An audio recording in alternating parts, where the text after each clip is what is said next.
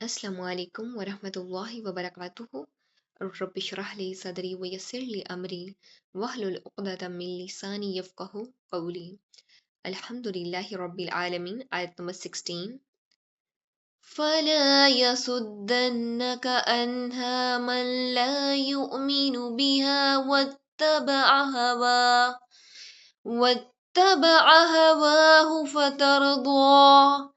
बस अब इसके यकीन से तुझे कोई ऐसा शख्स रोक ना दे जो इस पर ईमान न रखता हो और अपनी ख्वाहिश के पीछे पड़ा हो, वरना तू हलाक हो जाएगा।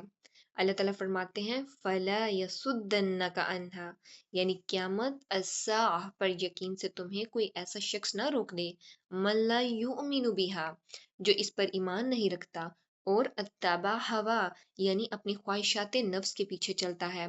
इस आयत में दरअसल तंबिया की गई है, अहले ईमान को काफिरों और ख्वाहिश प्रस्त लोगों की बातों से मुतासिर होने से मना किया गया है, क्योंकि इनकी पैरवी इंसान को फतरदा यानी हलाकत और गुमराही में डाल सकती है।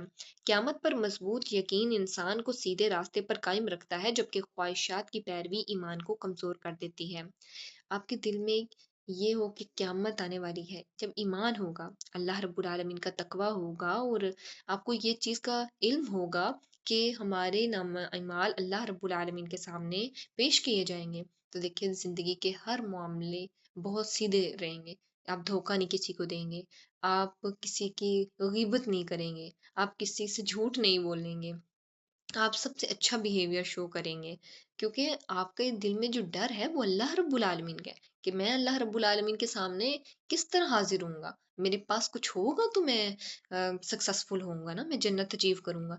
तो ये चीज़ें लाइफ के हर मामले में आपको बार बार सोचने पे मजबूर करेंगी, जबकि ख्वाहिशात की पैरवी ईमान को कमज़ोर कर देती है। ये आयत हर मोमिन को नसीहत करती है कि वो अपने ईमान बिल आखिर आखिरत को मजबूत रखे और अहले बातिल की बातों से अपने अकीदे को मुतासिर ना होने दे। आयत नंबर 17।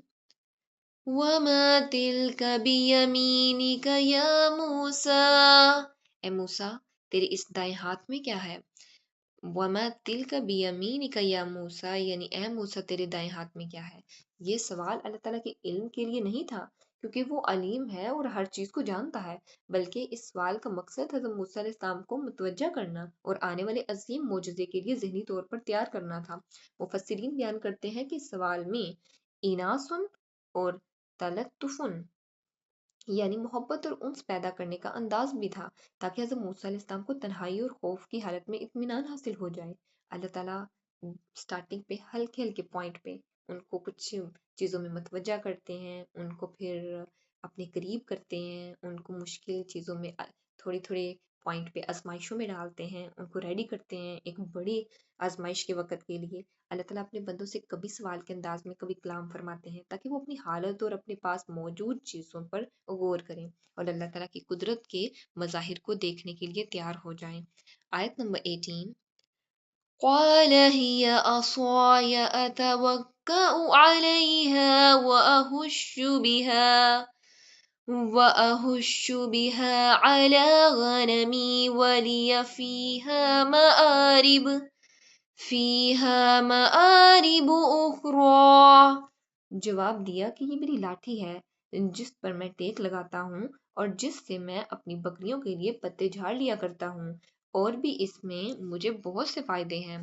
जब अल्लाह रब्बुल आलमीन ने इनसे इनके हाथ में मौजूद चीज के बारे में पूछा, तो हज़रत मूसा अलैहिस्सलाम ने अर्ज किया हिया असाया, यानी ये मेरी लाठी है, अतवक्का अलैहा, यानी मैं इस पर टेक लगाता हूँ, व अहुशु बिहा अला गनम, यानी इसके ज़रिए अपनी बकरियों और गनम के लिए दरख्तों से पत्ते झाड़ता हूँ। वालिया फ़ीहा मआरिबु उख़रा, यानी इसमें मेरे और भी बहुत से फ़ायदे हैं।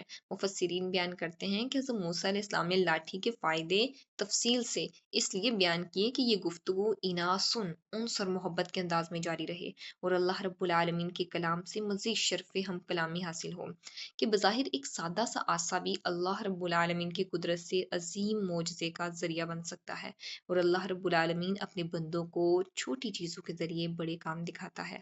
आयत नंबर 19। क़ाल अलक़िहा या मूसा, फरमाया ए मूसा इसे हाथ से नीचे डाल दे। اللہ تعالیٰ نے موسیٰ علیہ السلام کو اپنی لاٹھی زمین پر ڈالنے کا حکم اس لیے دیا تاکہ انہیں ایک عظیم معجزہ دکھایا جائے اور ان کے دل کو اطمینان اور مضبوطی حاصل ہو۔ یہ واقعہ اس وقت پیش آیا جب حضرت موسیٰ علیہ السلام کو وادی طویٰ میں نبوت عطا کی جا رہی تھی اور انہیں فرعون کی طرف بھیجنے کی تیاری ہو رہی تھی۔ اللہ رب العالمین چاہتے تھے کہ وہ اپنی قدرت کا ایسا نشان دیکھ لیں جس سے انہیں یقین ہو جائے کہ اللہ رب العالمین ہر چیز پر قادر ہیں اور وہ ان کی مدد فرمائے گا۔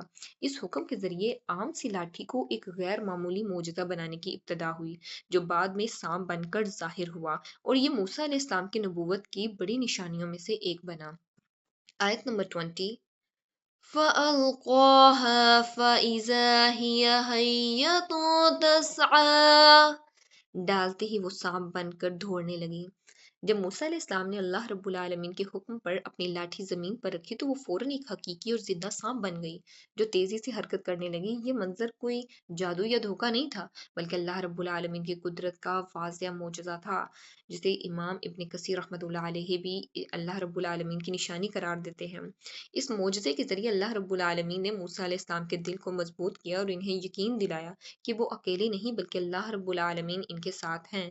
یہ واقعہ اس بات کی دلیل تھا کہ اللہ رب العالمین عام چیز کو بھی اپنی قدرت سے غیر معمولی بنا سکتا ہے۔ یہی معجزہ بعد میں فرعون اور اس کے جادوگروں کے مقابلے میں ایک بڑی نشانی بھی ثابت ہوا۔ اللہ رب العالمین سے دعا ہے کہ وہ ہمیں دین کا سچا فہم نصیب فرمائے، اس پہ خود بھی عمل کرنے، دین کا پیغام دوسروں تک پہنچانے کی توفیق عطا فرمائے، آمین، اور ہمیں اس کام کے لیے استقامت عطا فرمائے، آمین۔ وآخر الدعوانا ان الحمد للہ رب العالمین سبحانک اللہم وبحمدک نشہد ان لا الہ الا انت نستغفرک ونتوب الیک۔ السلام علیکم ورحمۃ اللہ وبرکاتہ۔